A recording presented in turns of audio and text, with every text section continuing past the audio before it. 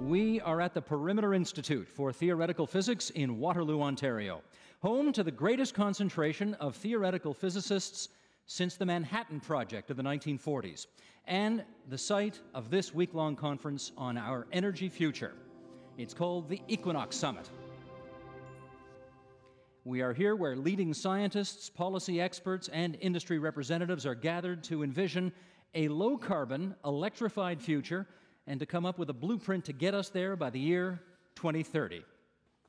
And hi, everybody, I'm Steve Paikin, and we welcome you to our broadcast here in Waterloo tonight. We are streaming this event as well, the entire conference also being streamed on our website, tvo.org/theagenda.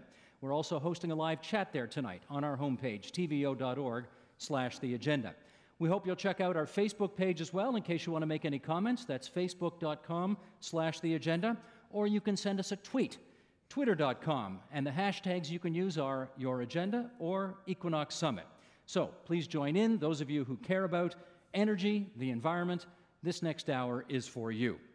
And now it's down to business. We are going to sort of set the table, as it were, for 5 programs that we're rolling out this week, all on the issue of how we are going to meet our energy needs over the next 2 decades. Energy is a complicated topic, and lucky for us, we have 5 very impressive experts to help us figure it all out tonight. And they are Václav Smil. He is Distinguished Professor in the Faculty of Environmental Studies at the University of Manitoba and the author of Energy Myths and Realities. Zoe Caron. She is Climate and Policy Advocacy Specialist for WWF Canada. Marlo Reynolds, Senior Advisor with the Pembina Institute. Robin Batterham, President of the Australian Academy of Technological Sciences and Engineers and former Chief Scientist of Australia. And Alan Aspuruguzic, Professor of Chemistry at Harvard University. Great to have all 5 of you here this evening. Hope you're enjoying your time in Waterloo here at the Equinox Summit. I want to start by just playing a little bit of tape, once again, to sort of help set the table for the discussion to come. So Michael Smith, if you would, roll tape. It's everywhere. You see it on the news, in your newspaper, on the net. We're running out of oil. The use of coal and oil is at its highest peak in history. Energy prices are going through the stratosphere. We are dependent on non-renewable fossil fuels, what some call high-carbon energy. And at the rate and way we're using energy, that might lead to irreversible damage. A global crisis is coming. What will we do? Will factories go silent? Homes dark? Economies grind to a halt? The world in chaos? Terra incognita? Or is there a map we can follow? Robin, that paints a pretty bleak picture, but I want to start by asking, we know where we are. Where do you think we should have been by this time in our history? I think we've been slow learners, and that's sort of why we are where we are. We could have been a lot lower. We could have followed different trajectories. We've followed the trajectory that we're on for totally logical reasons, totally reasonable reasons. However, we're now looking back and saying with glorious hindsight, whoops. So what are the logical reasons that have us where we are tonight? Well, the logical reasons are, quite frankly, that coal is exceedingly cheap. It doesn't cost much to dig up, and you get an awful lot of value out of it in burning it. Similarly, while some will talk about peak oil and so forth, I'd remind you that the marginal cost of production of oil is still only $10 a barrel. Now, why it should be selling for 100, that's a different story, but you get my point, that oil is still actually relatively cheap and extraordinarily convenient. So, you know, we're creatures of habit. We like our creature comforts. Why should we do it the hard way when it's sort of easier where we are at the moment? Let me follow up with Václav.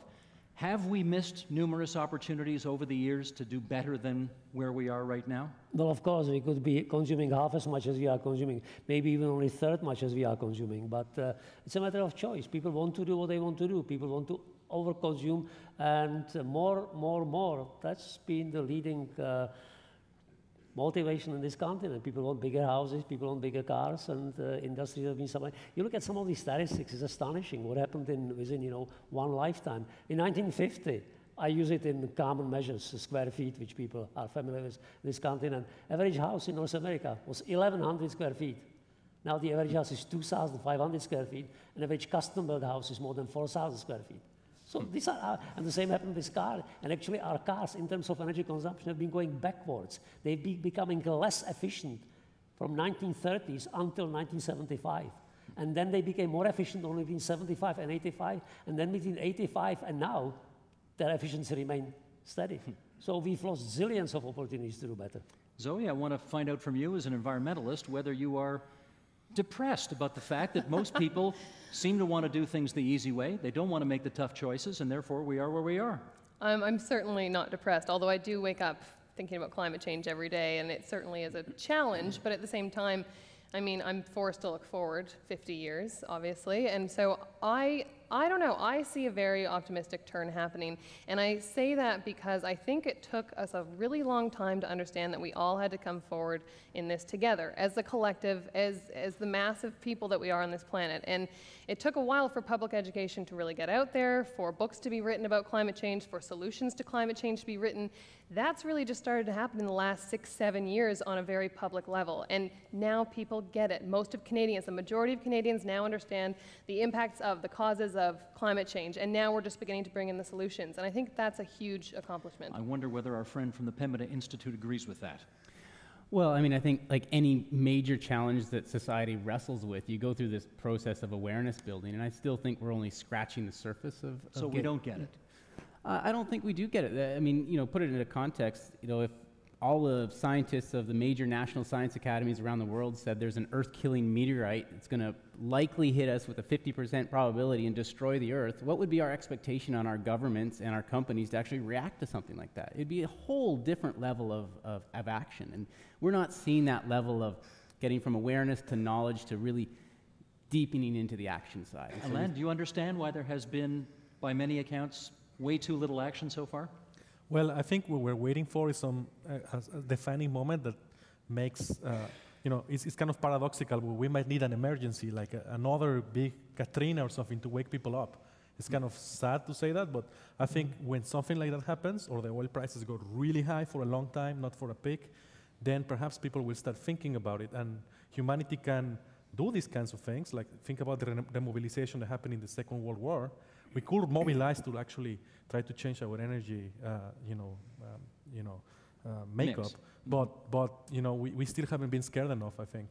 Well, let me throw a few numbers out here and see if this scares anybody a little bit more. Michael, if you would, our first graphic tonight, how abundant is the energy? Look at the sun. The sun emits 86,000 terawatts of energy.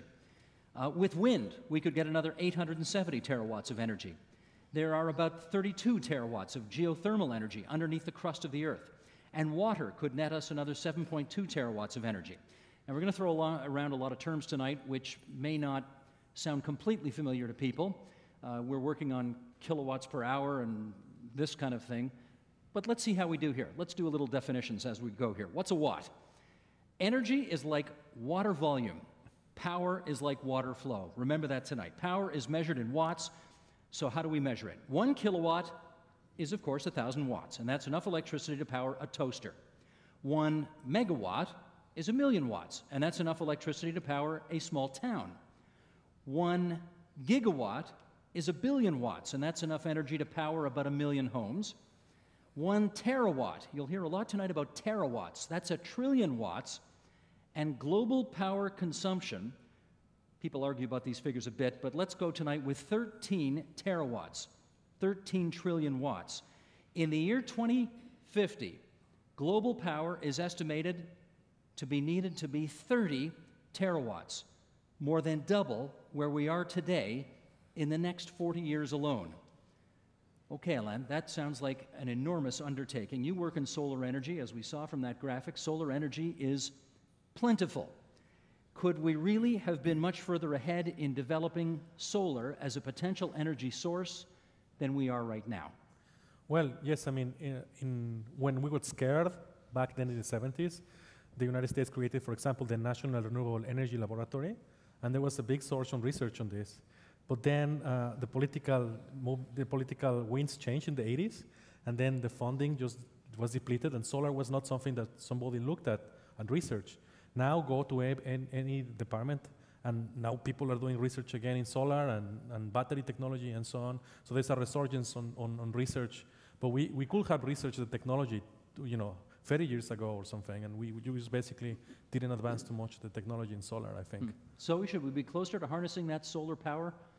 I think that the bigger piece of it, personally, I think, is the efficiency and conservation. I think that's really half of what we're looking at in terms of dealing with the issue, and that has to do with so many different things, whether it's fuel economy standards for our cars or how we build buildings. I mean, we could build our buildings so that you don't even have to have heat or cooling coming in. There are very intelligent designs, and I think that the efficiency piece of it is really going to help us get to where we're going. And the other thing is how we develop energy in developing countries, because the more prosperous, I guess, happy, or the more energy that a community has and the more happy you are about that, the lower that your population rate rises. And that's kind of another interesting piece that plays into it, because population is obviously a major factor here as we Let me pick up on the energy piece of this, because we got a lot of lights on in here.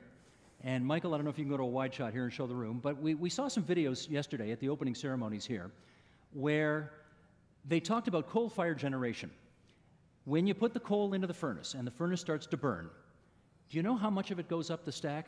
How much efficiency you lose just by the smoke going up the stack? Is it 65%? Did I hear that right? You lose 65% efficiency right away. By the time these bulbs in this room get lit, you're using 2% efficiency of what was originally 100%. This seems like a crazy way to do business. Robin, can we not do better than this? Well, we can do a lot better than that, of course. And one of the first things you start at, your key point, is way back at the source. We take out an energy, we take out a lump of condensed sunshine, because that's what coal is. Go back into what formed coal. And then we take such a small portion of it. So one question is, how can you make lights more efficient? But a far better question is, I'm not criticizing your question, Steve. Appreciate it. But a far better way of going is to say, all right, at what sort of level do we need energy? There are some things where we really don't need very intense energy, so keep the intense sources for when we need intense energy, and keep lower grade heat, so to speak, for where you've got it. So there are all sorts of ways you can tackle this one and cut it down. But one of the key things is to say intense sources are really very precious. We've got to learn to value them in a different way. Václav, where are you on this? I want to introduce something which kind of negates almost everything that's been said here. It doesn't matter what we think and what we do. It's what China does. Okay? Because, Canadians may or may not understand global warming energy. It doesn't matter. 34 million people, a Chinese city. That's all what's to it. Chinese, it took Americans 100+ years to burn 1 billion tons of coal per year. Chinese added 1 billion tons of coal by 2003 to another 2 billion tons which we were burning before, and another 1 billion tons since. So Chinese are now burning more than 3 billion tons of coal every year, and they are still importing coal from Australia on top of it. But I hear they are at the leading edge of developing renewables. Isn't that the case? Well, but if you burn more than 3 billion tons of coal a year, then if you build, even when you build lots of wind capacity, it's nothing. It's a very tiny fraction. And the same India. So these countries will burn as much coal as fast as they can put their hands on it. So what we do, it's so marginal, it almost doesn't matter. Zoe, I see you rolling your eyes there. No, I'm not. Yes, you were. I should never play poker. No, this is to build. I don't disagree with anything he just said. The additional piece of that, I guess, is to think about how much we use as individuals, for one. I mean, people in China use a fraction of what we use. Obviously, it's growing, but that's one thing to keep in mind. The other thing I think to keep in mind is that the investments that China is making in green energy is really shifting the marketplace around the world.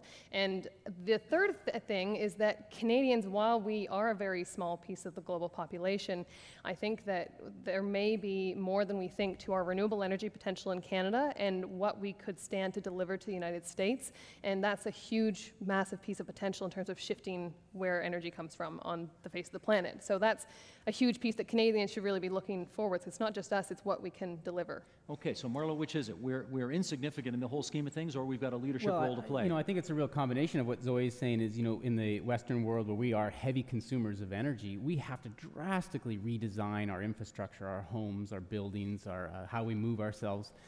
But in the developing world where, I mean, there's serious energy poverty. There's several billion people who've never turned a light switch on in their life. So you're not dealing with energy efficiency there. You really are looking at how do you get them onto solar, local, safe, community-based energy systems. And I think with respect to China, often we talk about these graphs of increased demand of oil coming out of China. And it's not demand for oil, it's demand for mobility. So there's a real potential where they could say, we're going to meet that energy service in different ways. We're going to look at the electric vehicle. We're going to look at different ways of moving ourselves about, designing our cities, and we're going to just leapfrog oil altogether. Robin. Dive in on that and say yes, but I've got to agree there's going to be an awful lot of coal burnt in China for the next 20, 30 plus years. There are, of course, promising signs. I'd look at something more like the fact that China is the only country in the world spending 12% of its GDP on public transport. They now have a better high-speed rail network than Germany, where I lived for a good bit of the time, than France, than Japan, the homes of high-speed rail. Chinese rail now runs faster. They are very, very reliable. They are very, very comfortable. 12% of GDP going on public transport. So they're not going to come up the same curve that we've come up in terms of the amount of energy that we use shifting people around. But they're still going to burn a lot of coal. Well, that's the point. They may be doing these wonderful things in renewables and public transport, but if they are powering those things with coal-fired generation, then they're not any further ahead, are they? So should we just immediately ask them to stop digging up coal and just make it all nuclear? I don't think it matters what we ask. They're going to do what they're going to do, right? Oh, that's true. Yeah. I should just take a moment here before we go on. Václav, I want to do a quote from your book, but before we do, Michael, I don't know if you can get a shot of this up here, but those of you who are in the hall here will be noticing above my head up top are the comments that are coming in from our Twitter feeds, from our Facebook page. We just want to remind everybody that they can get on our website, facebook.com/theagenda, or they can send us a tweet, and anybody who's online can follow the comments, the debate that's happening online. In addition, those of you here in the hall are able to follow it as well, and in a few moments' time we'll go up to the top of the hall, and Mike Miner, who's up at his undisclosed location, although I can see it this week, up at the top of the perch there, will tell us more about what's going on online. Okay, let's go to this next board if we can, Michael. This is from Václav Smil's book, Energy Myths and Realities, and he says the following. By the year 2000, coal-based generation of electricity was to be a relic of the past, with all the demands supplied by nuclear fission, and with the super-efficient breeder reactors already taking over. By the year 2000, between 30 and 50% of America's energy use was to come from renewable flows. By the year 2000, the world was to derive half its energy from natural gas. And a decade ago, the promoters of fuel cell cars were telling us that by now such vehicles would be on the road in large numbers, well on their way to displacing ancient and inefficient internal combustion engines. Václav, a lot of smart people made a lot of bold predictions about where we would be today, and they haven't been right. Fuel cell cars are my favorite. I was lecturing in Vancouver a couple of weeks ago, and that's, of course, the Ballard territory. 11 years ago, in year 2000, starting in early 1990s, this is what happened to Ballard system, to $200 per share. Now it's less than $3, and nobody's talking about fuel cell cars. The history of energy development is littered with wrong and overly optimistic predictions, absolutely littered. In past 10 years, we've gone from fuel cell cars to everything goes to be the hybrid cars. Then everything goes to be now, of course, electric car, right? None of those things. By year 2020, only a few % of cars will be electric. Hybrids are slowly moving in, but it's a very, very slow process. All of these things take very, very, very long time. People always underestimate the time it takes to get from A to B in new energy system because infrastructure is massive, expensive, and besides, I will return to the point later, we don't have money. The whole Western world is broke. So all these trillion-dollar investments on this newfangled system, everybody's broke. So many optimists, Marlo. How come they're all so wrong? Well, you look at any technology, and there's experts that are, make wild predictions that don't come true. My favorite is, Ken Olsen, president of Digital Equipment Corporation, 1977. This is a big mainframe, computer company. His quote in 1977. No one is ever going to want a computer in their home. I've got one in my pocket. Right? Look at the curve that computing power traced over the last 30 years. I think we're going to see the same thing. We're starting to see the same thing in solar PV, and I think we're going to start seeing it in batteries and storage. Except that if Václav is right and we're all broke, will not having the financial resources to tackle this hold us back? Well, one way or the other, we're spending trillions of dollars on energy, right? It's really choices of how we decide to spend that money. So I think there's, I spent today in Toronto on Bay Street of, a big venture capitalist conference. These are the people making million-dollar decisions on where they're going to put their money. And they're looking at renewable energy efficiency systems and saying, this is the future. This is the 21st century where we can actually make real money. Alain, you want to follow up? Well, I actually think that research and development is very important. So, for example, when the tides turned in the United States and then we got research money for energy, I belong to a thing called the Center for Excitonics. With MIT and Harvard, we're thinking about how to make better PV, how to think about also the basics of how to move energy around in the form of excitations. And what is cool about that is that if you put 20 scientists or so together from different research groups and different backgrounds, and we start talking about things, then things happen, right? And I think this is a policy-driven thing that eventually helps R&D.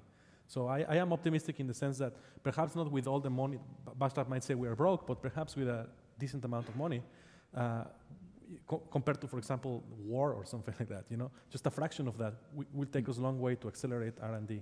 Does the economic situation that the world has been going through over the past 3 years, does that hold us back from making more dramatic decisions about the issues we're talking about tonight? There's 3 quick points I'll make. 1, some of the world is broke. It's called the developed countries. Some of the world is doing very well and hardly hiccuped through the global financial crisis, which should have been called the developed world financial crisis. So that's the first point. Good point. Not all of the world is broke. Next point is, well, how much would it cost you if you wanted to go within 10 years to a zero-emission Canada or a zero-emission Australia? And the answer is, using technology, even without more R&D, which I love, I'm in that business, even without more R&D, you can go zero-emission at roughly 3 to 4% of your GDP disappearing off into leaving assets stranded, putting in nuclear, if that's your fancy, or deep geothermal, or wind up to the level that you can, etc. And you end up with zero emission within 10 years. Now, for some countries, and I haven't done the sums for Canada, it's interesting, 3 to 4% of GDP per annum. By the way, that's enough for most people to say we're in a heck of a recession if you take away 3 to 4% of GDP. But this gives you a sense of proportion. That's, for Australian conditions, something like 2 cups of coffee per person per day for 10 years. Now, that's not much. If it were that easy, Zoe, surely we'd have done it by now. Well, of course, I'm not the economist in the room. But I mean, there are some very simple pieces, I think, that we still haven't done. I mean, I was shocked when I first learned that not only Canada, but many governments around the world are still subsidizing the development of oil and coal and gas, the exact types of fuels that we want to be trying to move away from. Yes, they needed subsidies to start up, and we needed those fuels, but now there are many other options that aren't receiving those types of subsidies, and I think that that's just a simple example of where priorities are right now. Okay, we're about halfway through tonight, so let's just do a little business with the folks at home. Reminder, we are live tonight at the Perimeter Institute for Theoretical Physics in Waterloo, Ontario. Just a gorgeous facility here. We're here all week long, live shows all week long, 8 p.m., repeated at 11, from the Perimeter Institute. We're here partnering with the University of Waterloo at the Equinox Summit. They are looking at what kind of blueprint we need to get us to the year 2030 and have a better energy future. Go to tvo.org/theagenda to learn more about the summit, to join in our web chat this evening, to watch the live streaming of many of the presentations here, and the entire conference, in fact, throughout the rest of the week. And now, as promised earlier, Mike Miner, our Fifth Column blogger, is watching what's happening online as we're having this debate here in the front part of the studio. Mike is up at the back doing it online. Mike, what have you got for us? Hi, Steve. Well, all through the day, we've been airing some of these discussions that are happening here at the Equinox Summit online. So there's been a conversation going all day. And one of the things that people online have been discussing over and over again is the level of their concern about this. We have MW, who lives within sight but not within sound of some windmills in Essex County, saying that she was always worried on some level about the environment, and having been taught about the alternatives that were out there from high school up. A concern and confusion as to why they weren't being implemented more quickly. She'd always been told that it's the smart thing to do, so why hadn't it already been done? This was a common theme that came up. Astro YYZ, he's got an airport code in his name, but he wants gas prices tripled on airplanes, expresses a concern about China and the developing world bringing so much more car owners and factories online. What's that going to do to the carbon footprint? You know, his concern about people's quality of life is dwarfed by his concern for the planet. Victor expresses a kind of selfish Canadian perspective. He says much of the world will become polluted and have low standards of living due to environmental damage. This is his vision of the future, while Canada will still be ticking along reasonably well because of its vast territory, green space, and the resources, unless the US invades. So that's some of the things that we're hearing online here. Okay, Mike, thanks a lot. You keep monitoring the chat online, and we will check back with you later, time permitting. Let's go here next. The United Nations Framework Convention on Climate Change says that the urgency is greater than expected. It's announced that the aim of future negotiations ought to be to hold global warming targets to less than 1.5 degrees Celsius rather than the goal set earlier, which was 2 degrees by the end of this century. This, Robin, is a tougher target to hit. Can we do it? Well, there's no doubt that we can do it if we want to. And so you keep coming back to why don't we want to? And I indicated that the amount of money you've got to spend is not all that great, actually, if you really want to move. So I look at it and say, look, I wonder if it's not about credibility and stuff like that and what the IPCC says and so on. It's actually because we haven't got angry enough with ourselves and our forebears for getting us to where we are now and telling us, in effect, you don't have the options going forward that you thought you had. Because once that realization starts to set in, then we'll start more the discussion of saying, look, is it 1.5 or is it going to be 3 degrees or what, whichever way. We don't want it to be 8, so what have we got to do, in fact, to ensure that that doesn't happen? I would suggest to you, haven't been angry enough with our loss of options, because that's really what it comes to. So what does it take to get us angry enough from which the concern will then flow? I'm not sure. Zoe, what's the answer to that? What will it take to get us angry enough to force politicians to make some decisions that Robin would like to see them make? Well, you know, it's interesting. I think a big piece of this is all of us understanding what the solutions are, and that's obviously what this conference is about. But I think on a day-to-day level, and we did some really interesting polling just to get an idea of where Canadians were in terms of getting climate change. And there's 3 things that generally a person needs to become either involved in their community or politically or become engaged on something. And one is to think an issue is important, one is to think it's urgent, and the third is to understand the solutions. And when you poll the majority of Canadians on, you know, on what the solutions are, most people don't know. And I think that that's why this conference has huge importance, and why we in our professions, you know, moving forward, really need to be communicating what that means. And it is largely about energy and other things. So that's a piece of it. Václav, Robin says we got to get angry. Is anger a good motivator here? It's very simple. Given the 9.1% unemployment in the US and the real unemployment and underemployment close to 20%, US Congress will never, Democrats and Republicans as one man, never approve any treaty which will not require the same sacrifices from US as it does from China. And China will never approve any sacrifices which will force it to sacrifice their 12% economic growth to catch up with the United States. So as simple as that. Stalemate. Absolutely. Absolutely. Marlo. Yeah, I mean, I actually think it's even the most challenging piece is getting past the pocketbook politics that we're in right now. I mean, you know, look, here in Ontario, investors are saying this is the best place in the world to invest in renewable energy because of the Green Energy Act that's in place. Yet we're going into an actual debate coming into the election this year. It's essentially a referendum on the Green Energy Act. And it's just, you see that, and it's creating thousands of jobs here in Ontario. It's attracting millions of dollars of capital and investment here. And for it to even be in a debate is just is really frustrating, because one way or the other, a province like Ontario has got to face up to the fact that we're going to have to pay more for electricity. We're living off of past infrastructure. We have not maintained that infrastructure. We need to evolve that into a much cleaner energy system, and that's going to cost some money.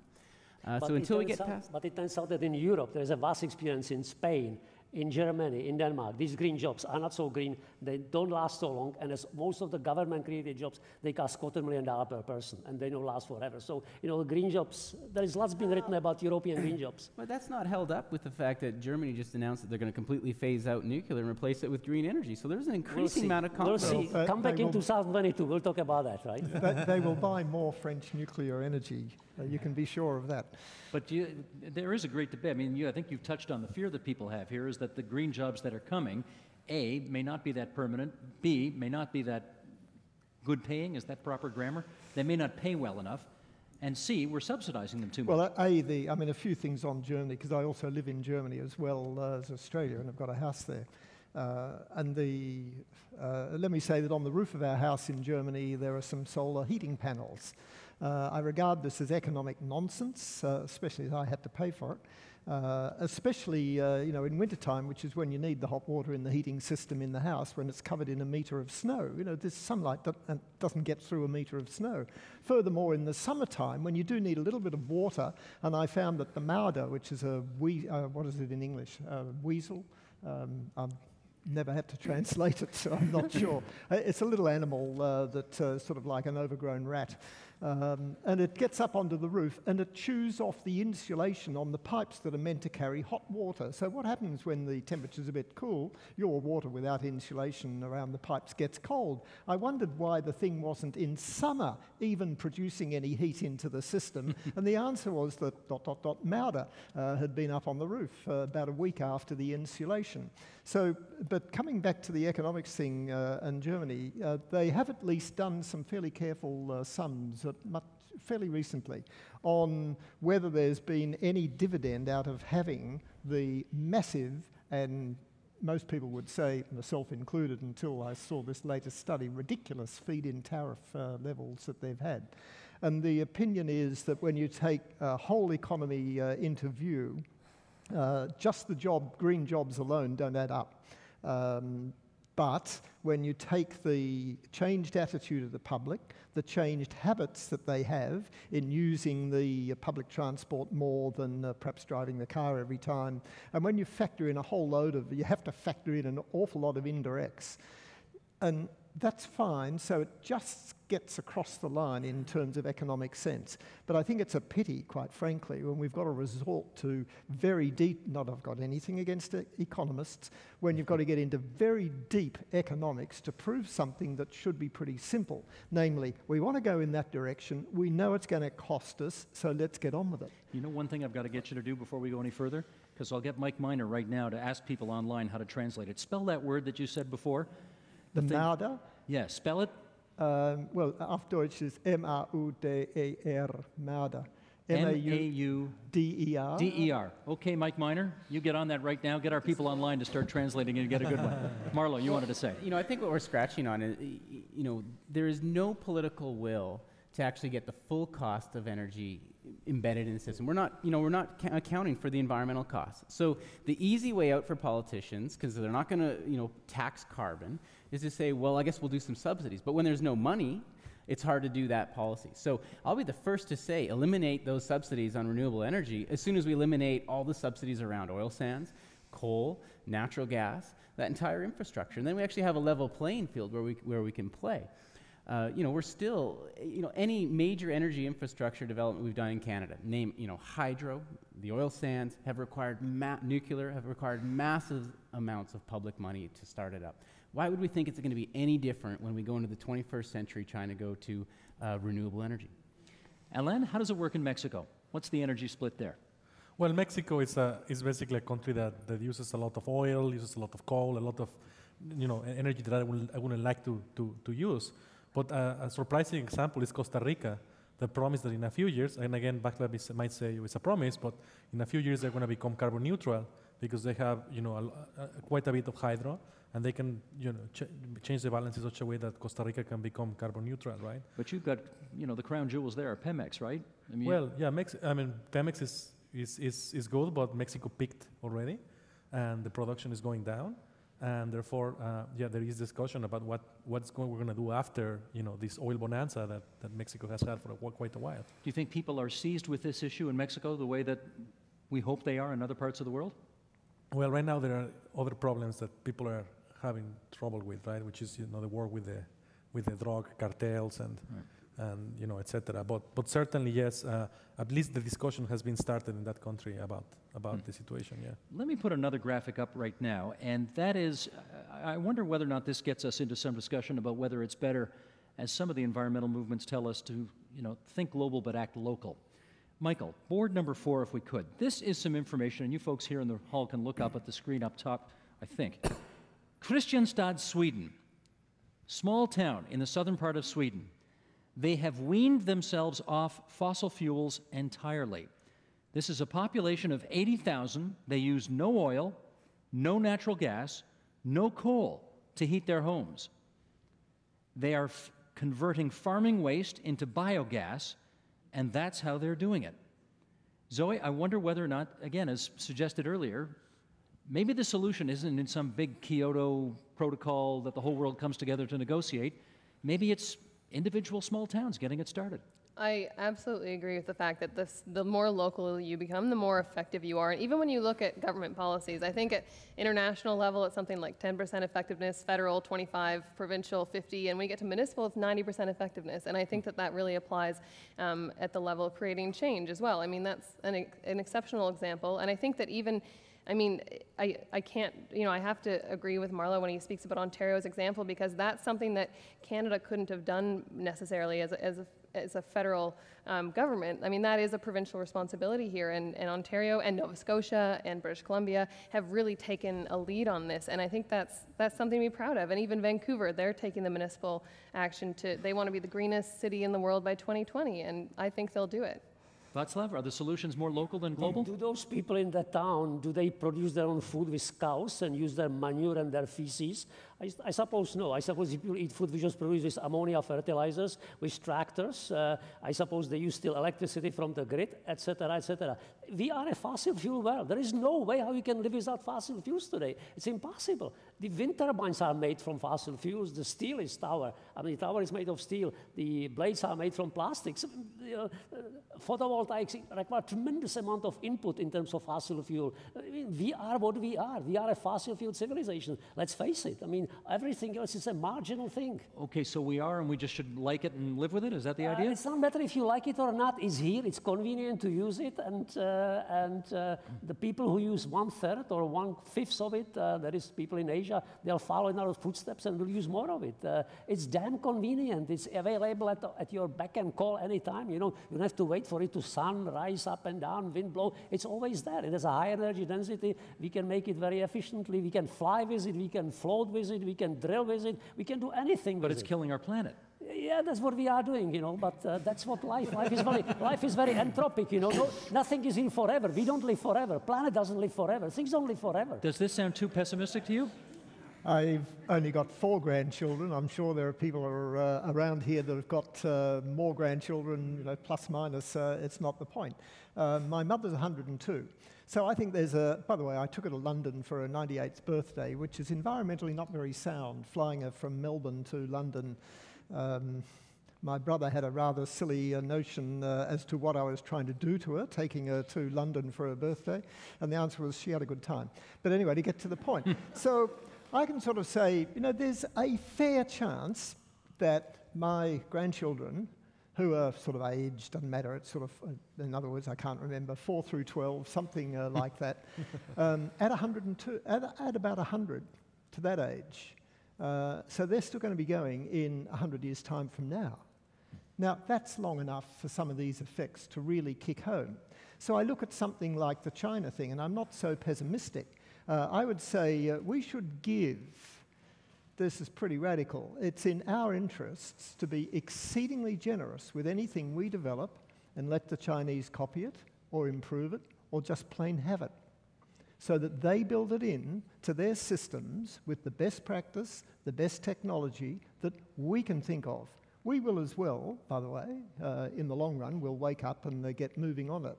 But instead of seeing it as, if you like, an environmental lack of competition, give them anything that's going to help them.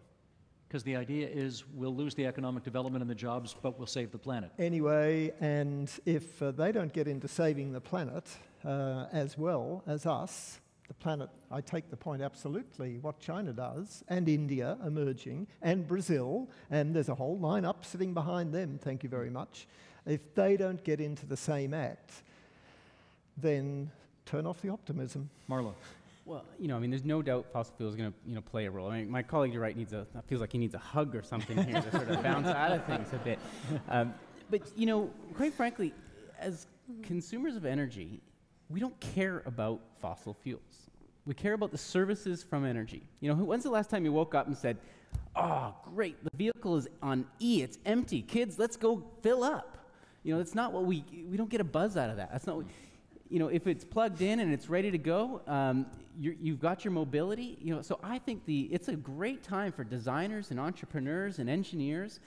And I always say, we're going to solve this problem when we send those folks and we stop sending our lobbyists and lawyers. Václav? Just one little statistics. China is planning to open up 100 new airports over the next 20 years. China is already importing 60% of its oil, as much as the United States.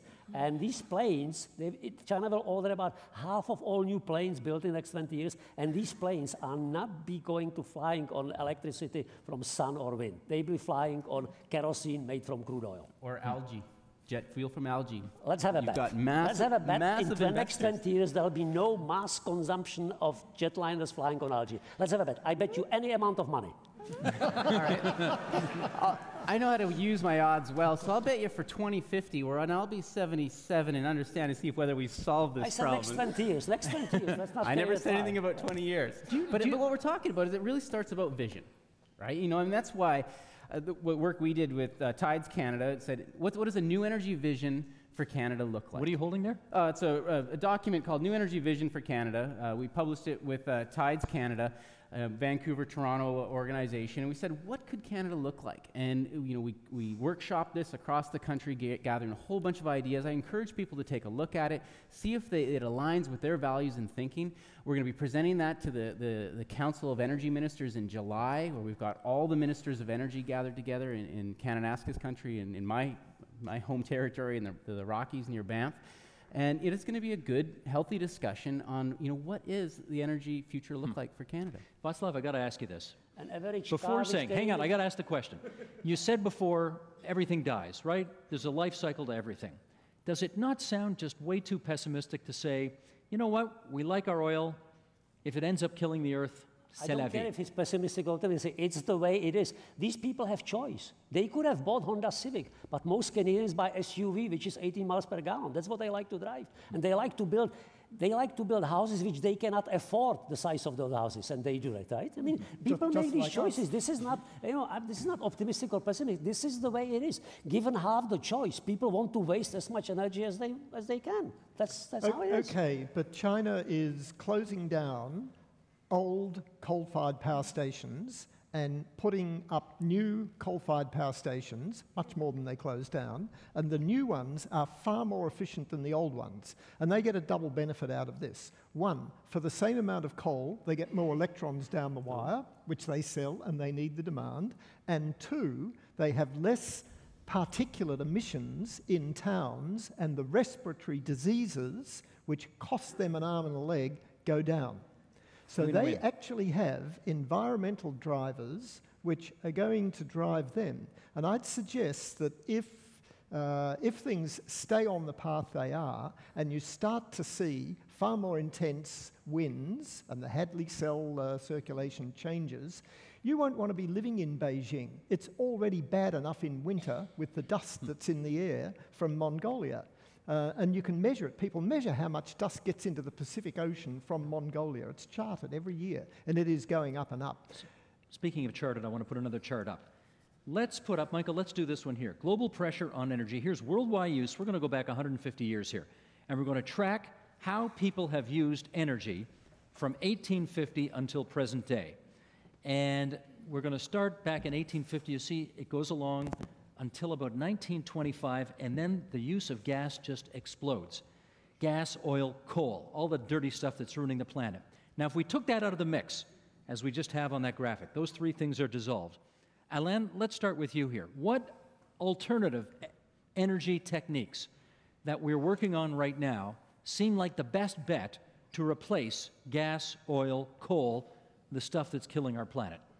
Well, I think it's going to be really a mix of most of the renewable options that we have. You know, geothermal was discussed today as a very nice option. I am a fan of photovoltaics. We have to bring down the cost, but we're working really hard to do so, right? So photovoltaics have to be in the mix, wind, hydro. So we do have the technologies. It's just a question of how fast we can implement them to really try to bring us, you know, to a sustainable path, right? And that's what we really need to take action today. We cannot wait until tomorrow. Zoe, you got any idea what cars we're going to be driving in 20 years that will remove a lot of that smog from the air? Well, I'm hoping the first car I buy will be a Leaf, an electric car. I mean, if I do buy a car. And I think absolutely right that it'll be a combination of new technologies, of efficiency. WWF globally put out an energy report for our vision for 2050. And based on existing technologies, as you said, 95% of that could be met by renewables and efficiency. And I think that that's incredible to know. And I mean, to have the creativity, as Marlo was saying, and the passion and the drive to create good in the world and to have compassion for people. I mean, I think that that is a huge piece driving us towards really selecting the elements that we want to see in our energy mix. Václav, we know that in 2008, one of the main parties in this country ran on a green shift. And they talked about paying more to pollute. And we know what happened to them. It was until that time the worst showing the Liberal Party had ever had. This past election, it got even worse. How about pricing? Could you double the price of gas, and would that change people's habits? Doubling is not enough. In rich countries, not in Europe where people pay so much more than we do here, but in US and Canada, doubling anything is totally inelastic. That's not enough. You have to start tripling and quadrupling. We just basically pay nothing for energy. As a part of our disposable income, we pay nothing. Doubling is nothing. You have to triple. You have to quadruple. Because people pay less for energy than they pay for whatever, gambling in Las Vegas or buying their SUVs. And it's just, yes, we haven't even started to increase the prices. What's happening so far? We need basically an equivalent of about like $500 a barrel oil. That's what we need. $100, that's nothing. That's still cheap. When you discount for inflation, and when you discount for lower oil intensity of economy, and when you discount for higher disposable income over the past 30 years, we pay for oil less than we paid in our lifetime, basically. Okay, you know what, though? As you were saying, triple, quadruple the price of gas, and I saw 5 heads going like this, and none of you could get elected dog catcher running on that kind of platform. It's true. Who's going to get elected on that kind of platform of tripling the price or quadrupling the price of gas? Well, Marla. Well, I mean, and it's absolutely right. We have to get ready to start paying more for energy. At the same time, we have to realize that even in our own country, very wealthy, there are 1 million Canadians that every month make a choice of whether they're paying their rent or their utility bill. Right? We have energy poverty. We don't even have a definition for energy poverty in this country, let alone a strategy to actually address it. So we have to be coupling these both, that there is going to be a need to address the realities of energy poverty while having to make this transition. Alain, I've heard you talk about a need to create a kind of a Manhattan Project for changing the way we use energy towards the year 2030. What's standing in the way of that Manhattan Project happening? I think what we have discussed in a few meetings at my university is being scared. I mean, why did the people started building cars in the war and started building planes instead? Because they were scared, right? And they said, we need planes, to fight these other guys, right? So we need to be motivated as a society, and I think it's kind of like a mobilization as we were hearing, right? If spending 5% of your GDP is enough for decarbonizing your society in a certain amount of time, there's a very reasonable choice that you have to make. You just have to be on board. And right now, I mean, the public is not on board with this, and this is what I really want to drill. So Manhattan Project, in terms of also spending in research, right?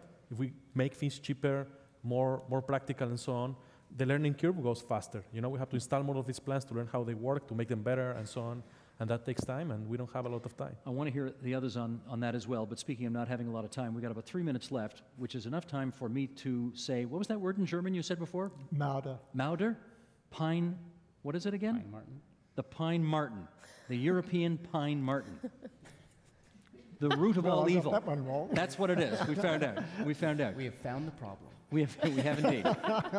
Zoe, what's stopping another Manhattan Project from happening? I think that a lot of it honestly comes down to public participation, and that's obviously speaking from a Canadian point of view, but I mean, I come back to this polling that we did because I found it really interesting in terms of what the breakdown was. When you look at who's voting and who's becoming engaged at a high level and in their communities, it is mostly older men. And when you look at who cares about the issues, and this is obviously very averaging it out, but it's men and women between the ages of 25 and 35, and it's involved women who are very engaged in their communities and very influential. And I think that recognizing the power we have as individuals and as communities and really becoming engaged on energy and climate change is a huge missing piece of the solution that everybody in this room has the ability to do, and that it's completely necessary to moving forward. Okay, Robin, got a couple of minutes left here. Let me try this. In Ontario, of course, 50% of our power is generated by nukes. It's been said that you can be against nuclear energy or against global warming, but not against both at the same time. Do you agree? For the next 20 years, that's right. Simple answer. That is true? Yep. You can't be against both. Not if you can't do what Germany is doing and just pull the plug on nuclear and expect that something else is going to take its place. And the answer is it's going to be the coal-fired power stations, brown coal, which is as bad as you can get, brown coal-fired power stations running at higher capacity levels than they have been. So next 20 years, these are long-term investments. You can't just turn them off. Marlo, you may have to embrace nukes. Can you do it? Well, we always look at electricity and energy choices on a regional perspective, especially around electricity. I'm not going to comment on whether nuclear is good for Germany or France or China. How about for Ontario? I'm going to look at Alberta. Hot debate on nuclear. It just can't compete. We have such other options before we would actually go to nuclear from a cost perspective and from a reliability perspective. Again, set a level playing field. I don't think nuclear can compete in that particular context. So I think it's not worthwhile being anti-nuclear. You take you out of the debate. It's about putting about context of what is the situation you're looking at. And I think this comes back to the Manhattan piece. This is both a challenge in the sense that there isn't sort of a silver bullet technology. But what's the exciting part is it actually requires all of us to be part of the solution here. And that can build a lot of community, and that can move us a lot further forward. And that seems like a great place to leave it tonight. Václav, Marlo, Zoe, Alain, Robin, thank you so much for joining us here at the Perimeter Institute this evening. I want to thank the audience for taking time out of their lives to come by and listening to our debate this evening. Appreciate it, everybody.